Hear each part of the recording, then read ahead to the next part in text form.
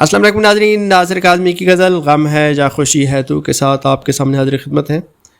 مقاصد تدریس اردو غزل کا جدید دور 19ویں صدی کے آخر اور 20ویں صدی کے اوائل سے شروع ہوتا ہے۔ اس دور میں غزل پہلے سے موجود روایتی مضامین اور موضوعات سے نکل کر حقیقت پسندی، جدید انسان کے مسائل، تنہائی کے کرب اور داخلی کیفیات میں داخل ہو گئی۔ روایتی علامات کی جگہ جدید دور کی علامتوں اور نئی تراکیب نے لے لی۔ مشکل الفاظ کی بجائے سادہ اور عام فہم الفاظ استعمال کیے گئے۔ الطاف سنہالی، علامہ اقبال، فراق گورکھپوری، فیض احمد فیض، ناصر کاظمی، احمد فراز اور منیر نیازی جدید غزل کے مشہور شعراء میں سے ہیں۔ ناصر کاظمی اردو غزل کے ایک عہد ساز شاعر ہیں۔ ان کی شاعری میں سادگی، گہرے جذبات اور اداس لہجہ پایا جاتا ہے۔ ان کی غزلوں میں ماضی کی یاد، ہجر کا دکھ اور تنہائی کا احساس نمایاں ہے۔ ناصر کاظمی شاعری میں چھوٹی اور مترنم بحروں میں سادہ، روزمرہ اور مانوس الفاظ استعمال کرتے ہیں، اور مناظر فطرت، موسم، بارش اور چاندنی وغیرہ کا تذکرہ جا بجا ملتا ہے۔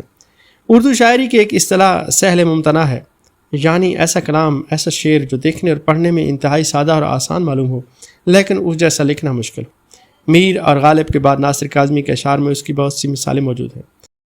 اس غزل کے اشعار بھی سہل ممتنع ہی کی مثالیں ہیں۔ پہلا شعر ہے: غم ہے یا خوشی ہے تو، میری زندگی ہے تو۔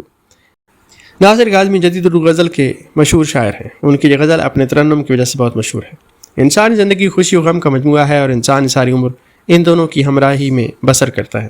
انسان کبھی خوشیوں سے بھرے لمحوں سے لطف اندوز ہو رہا ہوتا ہے، ہنستا ہے، کھیلتا ہے، مسکراتا ہے، کلکلاتا ہے، تو کبھی دکھوں اور غموں کے ہاتھوں آنسو بہا رہا ہوتا ہے، روتا ہے، سسکیاں لیتا ہے، چیختا ہے، کراہتا ہے، اور یہ سلسلہ جس آنکھ مچولی اس کی موت تک جاری رہتا ہے۔ بقول غالب، موت سے پہلے آدمی غم سے نجات پائے کیوں۔ شاعر کہتا ہے کہ جب زندگی مجموعہ ہی غم و خوشی کا ہے تو میرے لیے خوشی بھی تو ہے اور میرے لیے غم بھی تو۔ اس شعر میں شاعر محبوب کو اپنی محبت کی شدت اور گہرائی بیان کرتے ہوئے کہتا ہے کہ تو ہی میرے تمام جذبات کا مجموعہ ہے۔ شاعر اپنے محبوب کو اپنی زندگی قرار دے کر اس کی اہمیت کو واضح کرتا ہے کہ زندگی تم سے وابستہ ہے۔ اس شعر میں غم اور خوشی جیسی متضاد کیفیات کا ذکر کیا گیا ہے، اور ساتھ ہی غم، خوشی اور زندگی کو بطور استعارہ استعمال کیا گیا ہے کہ اس کا محبوب اس کے لیے غم بھی ہے، خوشی بھی ہے اور زندگی بھی۔ دوسرا شعر ہے: آفتوں کے دور میں چین کی گھڑی ہے تو۔ اردو غزل کی چھوٹی بحر میں لکھنے والا شاعر ناصر کاظمی جدید اردو غزل کا ایک بڑا نام ہے۔ بلا شبہ ترقی پذیر ممالک کے افراد اس عہد میں گوں مشکلات کا شکار ہیں۔ انہیں ہر طرف سے پریشانیوں نے گھیر رکھا ہے، اس لیے شاعر نے موجودہ دور کو آفت، پریشانی اور مشکلات کا دور قرار دیا ہے۔ آفتوں کا مارا انسان مسجد، مندر اور میکدے میں سکون کی تلاش میں سرگرداں ہے۔ فرصت کے لمحات کا متلاشی ہے۔ بقول شاعر: میکدہ ہے یہاں سکون سے بیٹھ، کوئی آفت ادھر نہیں آتی۔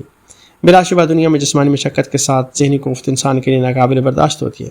انسان چاہتا ہے کہ کچھ پال، کچھ گھڑیاں اسے چین کی نصیب ہوں، اور یہی چین اور سکون عصر حاضر کے انسان کی سب سے قیمتی اور نایاب متاع ہے۔ شاعر جہاں اس غزل میں ابتدائی شعر میں محبوب کو اپنی خوشی، اپنے غم اور اپنی زندگی تک قرار دے رہا ہے، وہیں اس شعر میں وہ اپنی سب سے قیمتی متاع یعنی سکون بھی اپنے محبوب ہی کو قرار دے رہا ہے۔ میری رات کا چراغ، میری نیند بھی ہے تو۔ امبالہ سے ہجرت کر کے آنے والے ناصر کاظمی سادہ، رواں اور خوبصورت شعر کہتے ہیں۔ مختصر بحر کی اس غزل میں ناصر کاظمی رات کے چراغ اور نیند کا استعارہ لائے ہے۔ دنیا کے نظام میں رات دن کا آنا جانا یہ اللہ تعالیٰ کی قدرت کاملہ کا مظہر ہے، ارشاد خداوندی ہے۔ ترجمہ: بے شک آسمان و زمین کی پیدائش اور رات دن کے بدلنے میں عقل والوں کے لیے بہت نشانیاں ہیں۔ یہ آل عمران کی آیت نمبر 190 ہے۔ قدرت کی طرف سے رات کو آرام و سکون کے لیے بنایا گیا ہے، لیکن رات کا اندھیرا انسان کے لیے خوف و ہراس کا باعث ثابت ہوا، اور انسان نے اس خوف کو دور کرنے کے لیے روشنی کا سہارا ڈھونڈا اور رات کو چراغ بنایا۔ ترجمہ: تو نے رات بنائی، میں نے چراغ بنایا۔ شاعر اپنے محبوب سے مخاطب ہے کہ رات کا اندھیرا جو انسان کو خوف زدہ کرتا ہے، تو اس میں اس خوف کو دور کرنے کے لیے میرا چراغ تم ہو۔ جب تک انسان جاگتا ہے تو چراغ جلتا رہتا ہے، جب اسے نیند آ جائے تو وہ چراغ بجھا دیتا ہے اور نیند کی وادیوں میں گم ہو جاتا ہے۔ شاعر کہتا ہے کہ میرے لیے رات کا چراغ بھی تم ہو اور سکون سے بھری نیند بھی تم ہو۔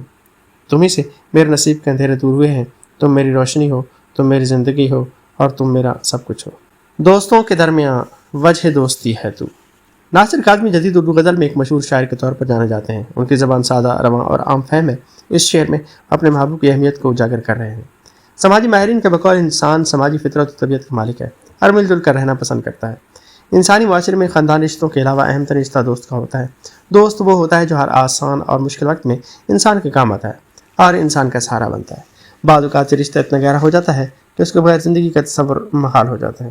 انگریزی کی مشہور کہاوت ہے: "A friend in need is a friend indeed"، دوست وہ جو مصیبت میں کام آئے۔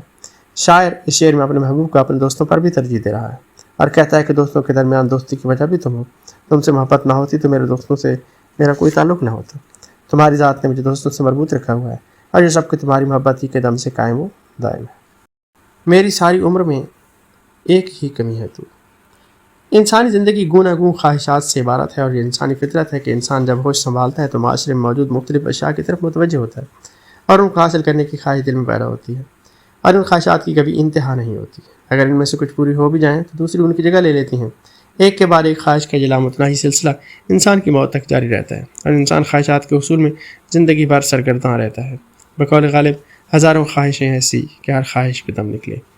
انسان کی خواہشات جتنی بھی پوری ہو جائیں اس کا دل نہیں بھرتا اور وہ ہمیشہ کسی نہ کسی چیز کی عدم دستیابی کو کمی شمار کرتا رہتا ہے کہ کاش مجھے یہ چیز مل جاتی. شاعر اپنے محبوب کے لیے اپنی خواہش کا اظہار اس شعر میں بھی کر رہا ہے کہ میری ساری عمر میں جو ایک کمی رہ گئی ہے تم ہو اور تمہارے بغیر میری یہ زندگی ادھوری ہے. تمہاری کمی مجھے کبھی نہیں بھولے گی اور میری ساری عمر کا حاصل تمہاری یہ بے لوث محبت ہے اور وہ بھی ادھوری اور نامکمل رہ گئی ہے جبکہ باقی دنیا مطلبی اور خود غرض ہے. میں تو وہ نہیں رہا ہاں مگر وہی ہے تو. ناصر کاظمی کی شاعری میں غم، جدائی اور محرومی کی کیفیات ملتی ہیں جن میں ماضی کی یادیں اور کھوئے ہوئے دنوں کا سراغ نمایاں ہوتا ہے.